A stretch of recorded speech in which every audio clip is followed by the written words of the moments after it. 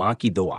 एक नौजवान अपने दोस्तों के साथ बैठा है, सब हंस रहे हैं, जबकि उसकी माँ दरवाजे पर खड़ी इसे देख रही है। यार, ये माएं भी ना हर वक्त नसीहतें करती रहती हैं। बस अब तो मैं अपने बेलबोते पर जिंदगी गुजारूंगा।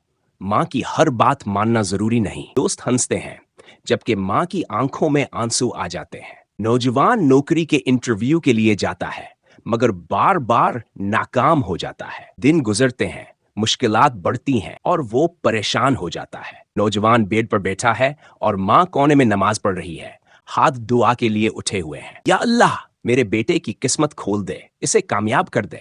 अगले दिन नौजवान को एक बड़ी कंपनी में नौकरी मिल जाती है। हैरत के मारे वो घर आकर माँ के कदमों में गिर जाता है। हाँ, मैं कितना नादान था। मैंने आपकी बात नहीं मानी, मगर आपने फिर भी मेरे लिए दुआ की। माएं कभी हार नहीं मानते, वो तो बस औलाद के लिए दुआएं करती रहती हैं। माँ बेटे को प्यार से गले लगाती है। माँ की दुआएं जिंदगी बदल सकती हैं।